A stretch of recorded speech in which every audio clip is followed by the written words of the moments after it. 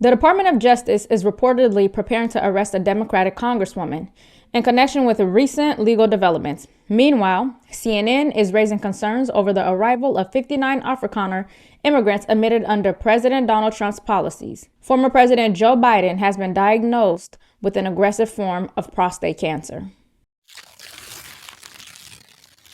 Congresswoman LaMonica McIver, fresh off of her first term in D.C. and already making headlines, not for policy work, not for passing bills, but for allegedly shoving law enforcement at an ICE detention center last week. But re-rack the video I just showed of the mayor being welcomed in by this security person, right? This is how the mayor got onto the facility's property. You said they stormed in next to a bus. They did storm it, and you're not showing the video, Victor. You are not showing the video. I'd love for you to show the video as well, where a sitting Congresswoman, LaMonica McIver, was body slamming, body ramming, striking with her fist, pushing, shoving, whatever you want to call it, assaulting ICE officers. Exactly. American people should know who's in that facility that they are so desperately trying to get out. Members of MS-13. Known terrorists, child rapists, murderers. These are the worst of the worst, Victor, and the fact that these sitting members of Congress and this mayor continue to defend these actions is wrong. Sure. We're now playing the video that you posted after our interview. This is the video you posted. You claim that Congresswoman LaMonica McIver body slammed someone. That was your term, not a term I introduced. Yes. I looked up body slam because I thought I knew what it meant when you sent videos that you claimed show a body slam. Oxford, Cambridge, those dictionaries say that it's a wrestling move where someone is lifted off the ground and slammed onto the ground. Video evidence shows McIver attempting to protect Baraka physically and verbally, possibly obstructing the arrest and engaging in battery. Authorities consider obstruction and battery felonies that could bring up to 8 years in prison, while exact charges and timing remain uncertain. McIver may claim congressional oversight protections, but the case highlights tensions over applying legal immunity amid political protests at federal sites. Interim U.S. Attorney Alina Habba, who used to represent Donald Trump, is handling the case. The Department of Justice hasn't formally charged McIver yet, but sources say subpoenas are coming, and her legal team is already preparing a defense. The Department of Homeland Security said in a statement, they claim that lawmakers endanger detainees and staff and undermine lawful enforcement operations. McIver's camp, on the other hand, paints her as a hero, standing up against justice and privatized detention, defending immigrant rights, and bravely standing between a black mayor and federal handcuffs. This isn't just about LaMonica McIver. It's about the optics of protest, the role of congressional authority, and the ever-blurring line between activism and accountability. What happens when lawmakers defy law enforcement in the name of oversight? Should elected officials have special protections when inserting themselves into federal operations? Moving on to our next story, where CNN's Victor is interviewing DHS Tricia. Take a listen. A lot to talk about with Tricia McLaughlin. She's back with us. She's the Assistant Secretary for Public Affairs at the Department of Homeland Security. Tricia, welcome back. Let me start here. Despite the president's repeated reference, can we just start this conversation by agreeing that Afrikaners are not facing genocide? Absolutely not. First of all, I have to correct the facts, Victor. You said that no refugees were let in. Under President Donald Trump, since January 20th, 8,666 individuals have been granted asylum. Those people have faced persecution for their politics, persecution for the color of their skin, their religion, and that includes those 59 Afrikaners who came in this country last week who have faced racial violence at the hand of their own government. They've had their land seized because of the color of their skin. There's been over 140 laws enacted that are race-based and to discriminate against racial minorities. So I got to correct the facts where you're wrong, Victor, and you're wrong. So, several things. President Ramaphosa says that although the law was signed in January that would give the government the purview to take the land, no land has been taken from Afrikaners.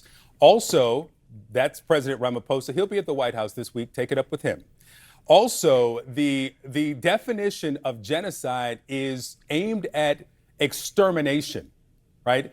And so although there is violence in South Africa, there's violence against Black South Africans too. So when the president says that there is genocide, where is the evidence?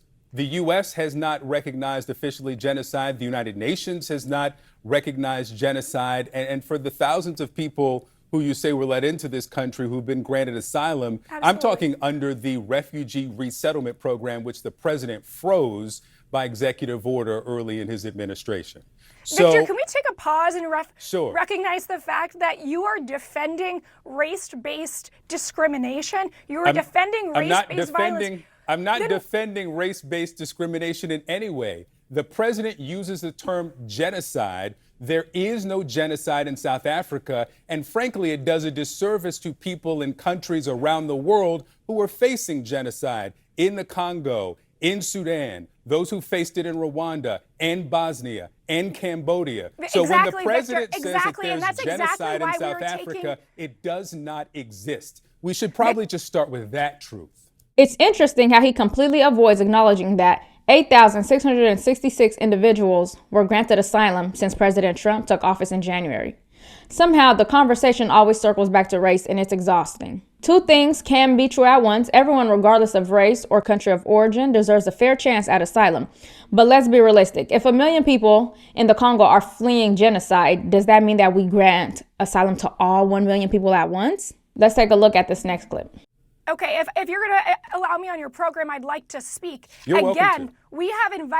we have granted asylum to 8,666 individuals since January 20th, regardless of color or creed. It is quite frankly disturbing to me that members of the media, including people who are on this very network, are trying to whitewash the facts and whitewash the fact that these individuals have faced discrimination, racial violence, the seizure of their land based on nothing but their skin color alone. This is the United States of America, a land of opportunity, and we will help those who are facing persecution from the government of South Africa. So you clearly are not going to acknowledge there's no genocide in South Africa. What about the genocide in the Congo?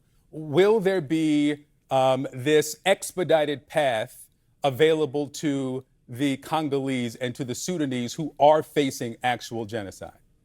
Again, Victor, 8,666 individuals have been granted asylum. You have a specific number on asylum. How many of those are from the Congo or from the Sudan? I'm happy to come back next week and lay out all the single facts, but the fact that you have not addressed the fact that we have helped these individuals who are facing persecution, and you seem to want to whitewash the fact that South Afrikaners are facing persecution, and I can't understand why, and I think a lot of Americans can't understand why, and it's left to believe that it's because of the color of their skin, Victor. She showed remarkable patience and professionalism, because honestly, after the third time of explaining the same point, while he continued to willingly misinterpret it, I would have just called it for what it was. At this point, you're just playing in my face. And I'm honestly stunned by the left's outrage over 59 Afrikaners being admitted into the U.S., especially considering that over 2.5 million people were granted parole during the Biden administration. Where was the outrage then? In other news, former President Joe Biden has been diagnosed with an aggressive form of prostate cancer. We begin tonight with breaking news as former President Joe Biden has been diagnosed with what they're calling an aggressive form of prostate cancer, which has spread to his bones. This is according to his personal office. They just announced this. The 82-year-old former president's office says Biden and his family are now reviewing treatment options with his physicians. CNN senior White House reporter Betsy Klein is joining us now. And Betsy, obviously a lot of questions around this. What do we know right now? Certainly, Jessica, a lot of questions going forward, but we know from the personal office of former President Joe Biden that the former president has been diagnosed with what they are describing as an aggressive form of prostate cancer that has metastasized to his bones. I want to read you a full statement from the former president's personal office. It says, last week, President Joe Biden was seen for a new finding of a prostate nodule after experiencing increasing urinary symptoms. On Friday, he was diagnosed with prostate cancer characterized by a Gleason score of 9 with metastasis to the bone. While this represents a more aggressive form of the disease, the cancer appears to be hormone sensitive, which allows for effective management. The statement goes on to say that Biden and his family are reviewing treatment options with his physicians. That is so incredibly sad. I can't help but wonder if the diagnosis happened while he was in office, because it might explain some of the health-related incidents that we witnessed, like the frequent falls and things like that. I'm keeping his family in my thoughts and prayers. Here's what President Trump and Kamala had to say.